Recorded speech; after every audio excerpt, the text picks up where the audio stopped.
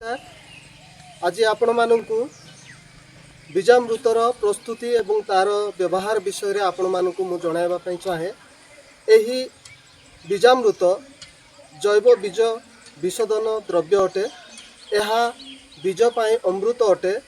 तेणु यार बीज पाई केतोटी लाभ अच्छी जहाँ बीज अंकुरित हेबारे यह साहाय्य करिथाए, रोग प्रतिरोधक शक्ति बढ़ाई थाए एवं गछर मूल को मजबूत करिथाए।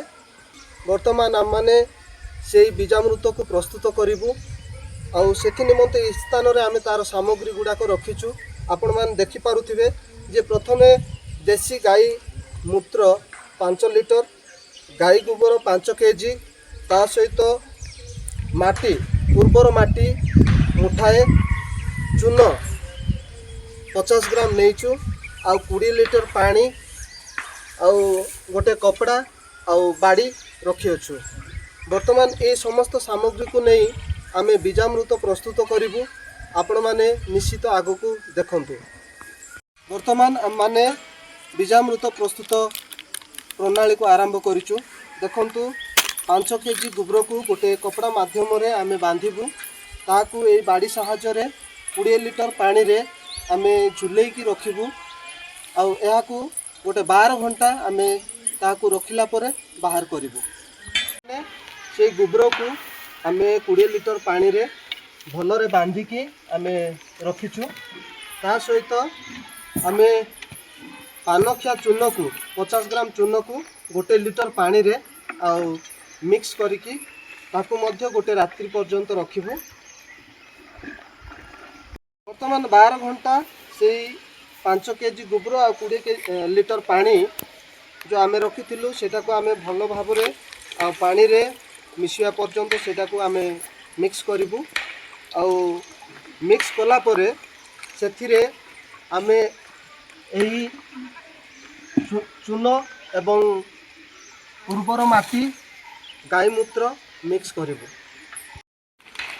एथिरे आमे उर्वर माटी अंजुले आमे सेठी मिक्स करिबु। गाई मूत्र 5 लिटर देसी गाई मूत्र को आउ मिक्स करिबु। वर्तमान एथिरे आमे जो चून गोटे लिटर पानी रे मिक्स करिकी गोटे राति पर्यंत रखिथिलु से चून पानी को आमे एथिरे मिसेकी भलरे मिक्स करिबु। वर्तमान आमनकर बीजामृत प्रस्तुत हो सारी। आमे एई बीजामृत को किपरि व्यवहार करबा से विषय मु कहया पई चाहे। देखंतु आ बिहन को गोटे केजी बिहन को 25 रु 30 ml एई बीजामृत को भल भाव रे बिहन सहित मिसेकी आमे जदि ताहा पकेबा ताहेले गछ भल भाव रे उर्वर उठिबो। ता सहित आ गछ को रोग हेबो नाही।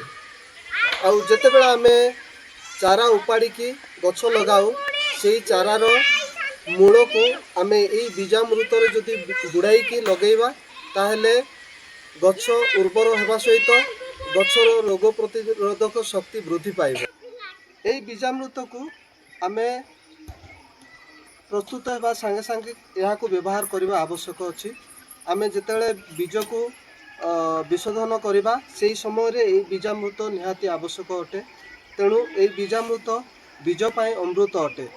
तेणु आपण माने बिना खर्च रे जदि एई बीजामृत आपण मानकर चाष रे व्यवहार करिवे निश्चित आपण मानकर अमल वृद्धि पाइब एवं आपण मानकर जमी सुस्थ रहिबो, आपण मानकर जमीर माटी उर्वर रहिबो।